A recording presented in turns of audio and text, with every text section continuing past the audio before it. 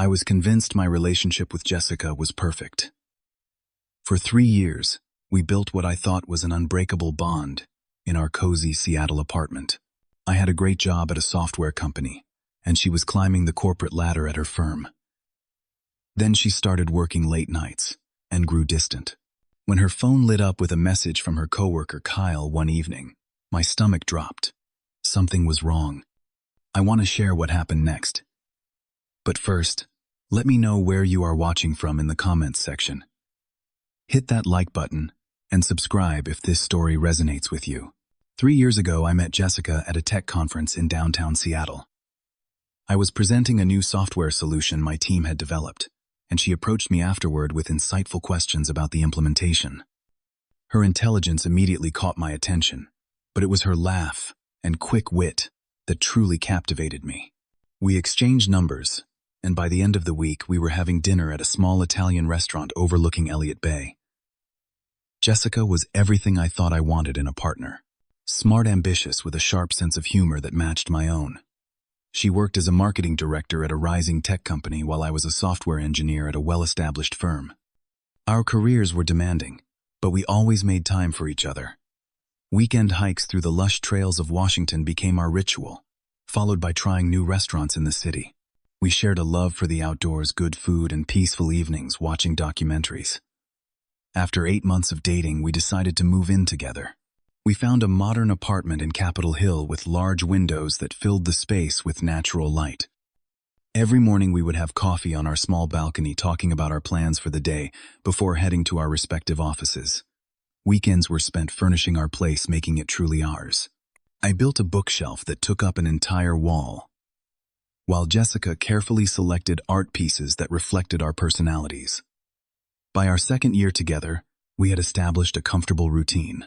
Thanksgiving at my parents' house in Portland, Christmas with her family in San Francisco. Summer road trips along the coast. We had even started discussing buying a house together, maybe getting engaged in the near future. All my friends thought we were the perfect couple, and I believed it too. My buddy Thomas would joke that we had figured out the relationship secret nobody else had discovered. Our friend group expanded as we connected our separate circles. Game nights at our apartment became a monthly tradition, with Jessica organizing everything from the snacks to the activities. She was a natural host, making everyone feel welcome and included. I watched her charm my oldest friends, grateful that the woman I loved could fit so seamlessly into every aspect of my life. Looking back, I should have noticed when things began to change. It started about 7 months ago. Jessica began staying at work later and later. At first, it was once or twice a week, with legitimate reasons like client meetings or project deadlines. Soon it became the norm rather than the exception.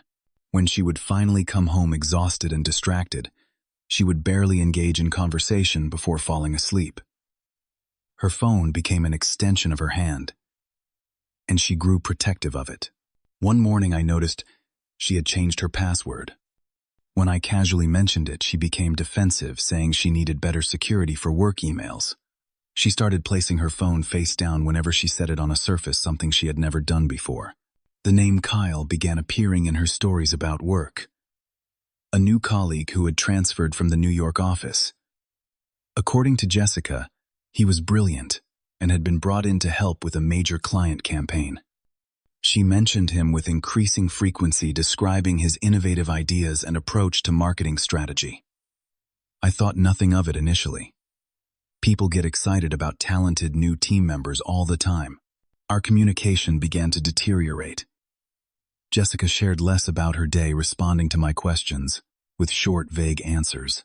When I tried to discuss future plans, she would change the subject or claim she was too tired to think about it. Physical intimacy dwindled with Jessica, often claiming stress or fatigue. When I expressed concern about the changes in our relationship, she would grow irritated, accusing me of being needy or unsupportive of her career.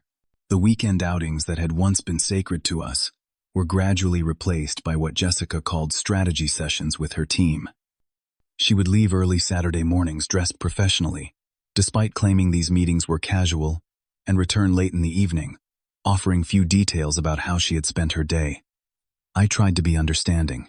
Her company was growing rapidly, and with growth comes increased responsibility. I focused on my own work, spent more time with friends, and attempted to be patient. But the gnawing feeling in my stomach grew stronger with each passing week. Something was off, and I could not ignore it forever. My 32nd birthday fell on a Tuesday. Jessica and I had always made birthdays special, taking the day off work to spend it together. This year, she texted me at lunch apologizing profusely about an emergency client meeting she could not reschedule. I was disappointed, but told her I understood, deciding to grab dinner with my friend James instead. As I was getting ready to leave, her tablet chimed on the coffee table.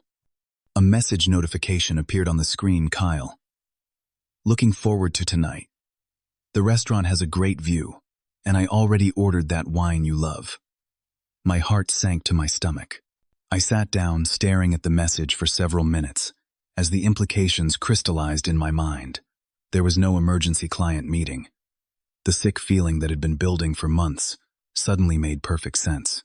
I canceled plans with James and drove to Jessica's office instead.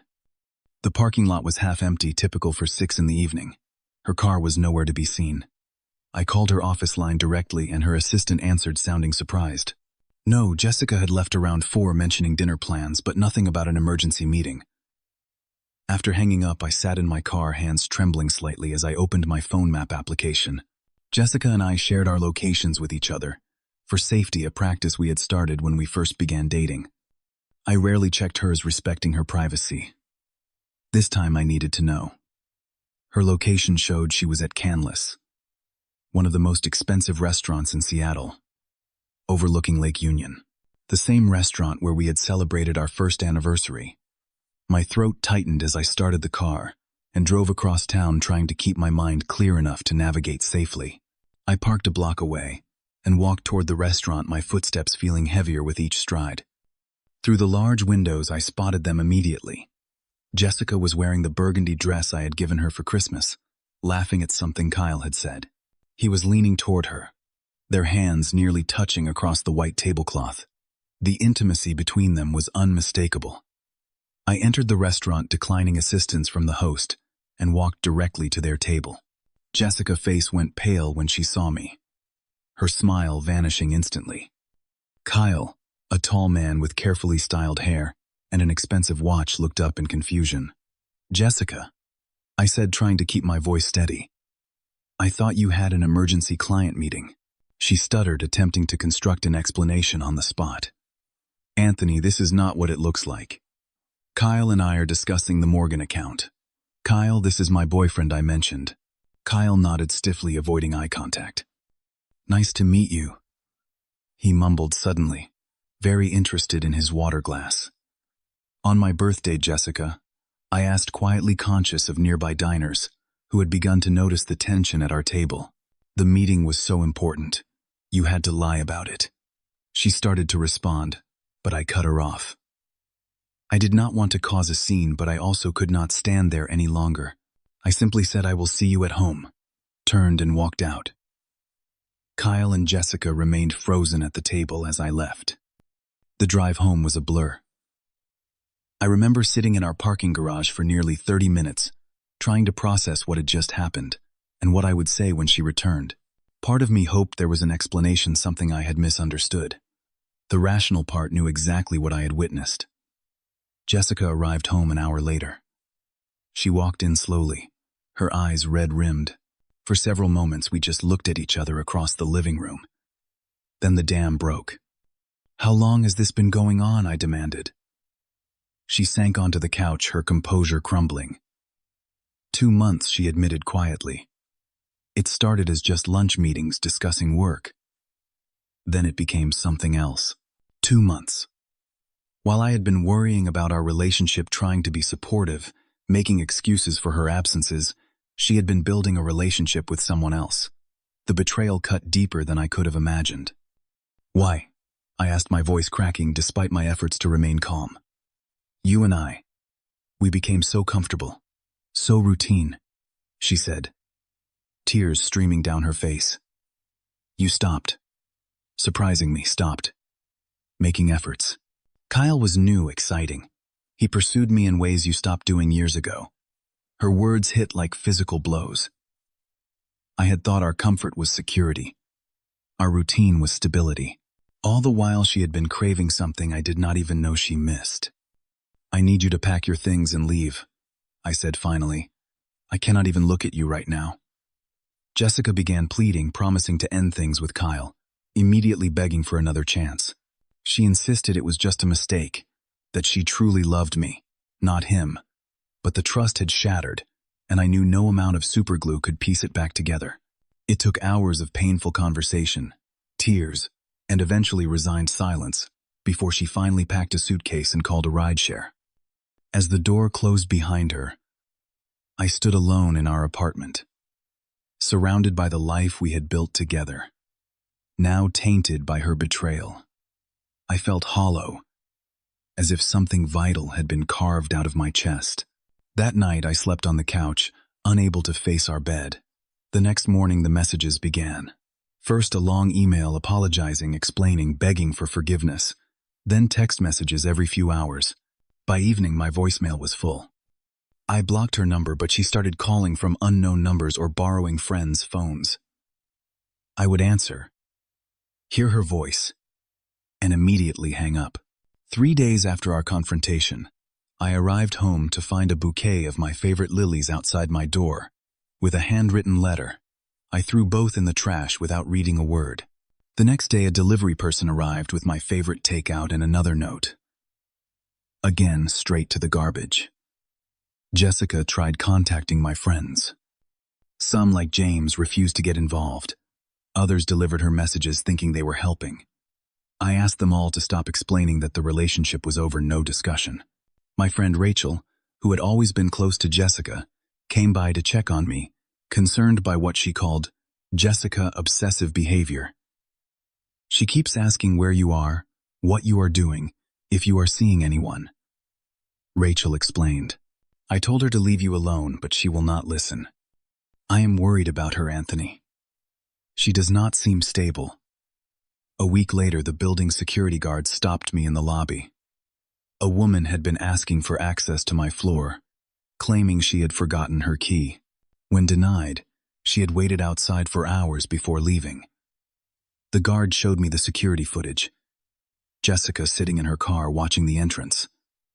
I began seeing her everywhere. At the coffee shop across from my office. In the grocery store parking lot. Once she followed me to a restaurant, where I was having dinner with colleagues sitting at the bar and watching me throughout the meal. When I confronted her, she claimed it was coincidence. "Seattle is not that big, Anthony. People run into each other." James spotted her car parked on our street multiple times, sometimes sitting there all night. "You need to document this," he advised. "This is not normal post-breakup behavior." I started keeping a log of every sighting, every contact attempt. I installed a doorbell camera and caught her leaving more gifts standing outside my door for long periods, sometimes just talking to the door as if I could hear her. The footage was disturbing, showing a side of Jessica I had never seen. By this point, my mental health was suffering. I dreaded leaving my apartment, constantly scanning for her face in crowds. Sleep became elusive, work performance declined. When my company announced they were opening a new office in Portland and looking for engineers to relocate, I volunteered immediately. A fresh start 3 hours away seemed like the perfect escape. I told only my closest friends and family about the move, swearing them to secrecy. I hired movers, arranged for a new apartment, and planned to leave early on a Saturday when Jessica would be less likely to notice. The night before my departure, I did a final sweep of the apartment, making sure I had packed everything important. At 5 in the morning, I carried the last of my bags to my car, only to find all 4 tires flat, deflated, not slashed. But the effect was the same. I was stranded. The building security footage later showed Jessica approaching my car at 2 in the morning, methodically removing the valve caps and releasing the air. I called the police for the first time. They took a report but explained that since there was no permanent damage to my property and no direct threats, they could only issue a warning. An officer spoke with Jessica by phone advising her to cease contact. She denied everything, claiming I was exaggerating normal post-breakup emotions to punish her. The incident delayed my move by a day but strengthened my resolve to leave. With new tires and a determination to escape, I finally made the drive to Portland the following morning, constantly checking my rearview mirror for any sign of her car. For 2 glorious weeks, I experienced peace. My new apartment, smaller but with a view of the Willamette River, became my sanctuary. The new office welcomed me, and the change of scenery helped clear my mind. I began to think perhaps Jessica had finally accepted our relationship was over and moved on. Then I saw her at the grocery store 3 blocks from my new place. At first, I thought I was imagining things, my paranoia, creating phantoms. But no, it was definitely Jessica pretending to produce while watching me from the corner of her eye. When I abandoned my cart and left immediately, she followed me to the parking lot. "Anthony, wait," she called out. "This is fate. I got a job offer here in Portland. The universe is telling us something." I ignored her, driving away with my heart pounding. Within days, she had somehow discovered my address. Flowers began appearing at my door again. Notes slipped under the door when I was at work. I invested in additional security cameras and a new lock system, but it did not stop the messages, the gifts, the constant presence. She had indeed moved to Portland, taking a position at a marketing firm downtown. She began frequenting the coffee shop near my office, the gym I had joined, the parks I visited on weekends. Each encounter she treated as a happy coincidence, ignoring my obvious discomfort and requests to be left alone. The breaking point came at 3 in the morning on a Tuesday. I woke to the sound of movement in my living room, the floor creaking in that distinctive way old buildings have. At first I thought I was dreaming, but then I heard the soft clink of something being set on my coffee table. I reached for my phone, ready to call emergency services, and slowly opened my bedroom door. There, in the dim light filtering through the windows, stood Jessica. She had somehow obtained a key to my apartment. She was arranging flowers in a vase, humming softly to herself, as if this were the most normal thing in the world. "Jessica," I said, my voice tight, with fear and anger. "How did you get in here?" She turned, smiling as if I had just arrived home from work. "I made a copy of your key before you left Seattle," she said calmly. "I wanted to surprise you. I made your favorite breakfast for tomorrow." She gestured toward the kitchen where I could see groceries spread across the counter. "I need you to leave right now," I said, holding up my phone. "I am calling the police." Her expression changed instantly, the smile replaced by something harder, almost feral. "We belong together, Anthony. I made one mistake and you cannot punish me forever. I moved here for you. I changed my entire life for you. I am not punishing you," I replied, trying to keep my voice steady. "We are over. You need to accept that and move on." She began pacing her movements, becoming more agitated. "You are seeing someone else, aren't you? Is that why you will not forgive me?" "I am not seeing anyone," I said, which was true. I had been too traumatized by her behavior to even consider dating. "But even if I was, it would not be your concern. We are not together anymore." She suddenly grabbed the vase she had been arranging and hurled it against the wall, where it shattered, sending water and flowers across my hardwood floor. "You will never find anyone who loves you like I do," she screamed.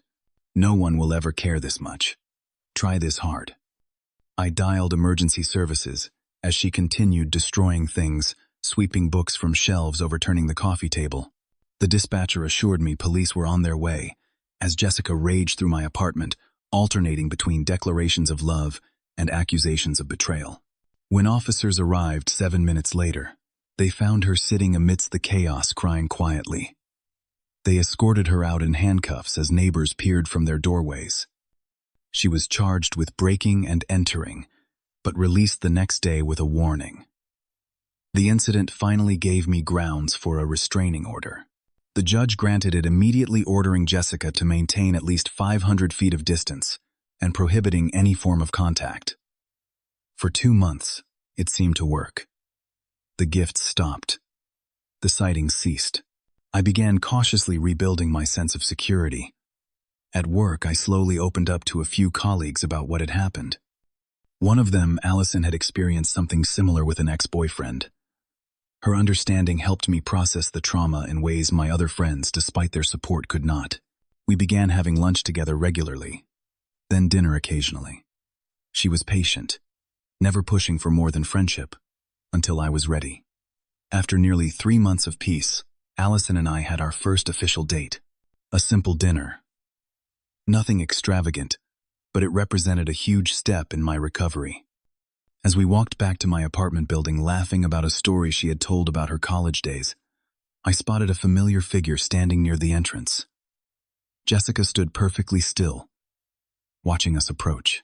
I immediately put myself between her and Allison, pulling out my phone to call police. "Is that her?" Allison whispered, gripping my arm. I nodded, not taking my eyes off Jessica.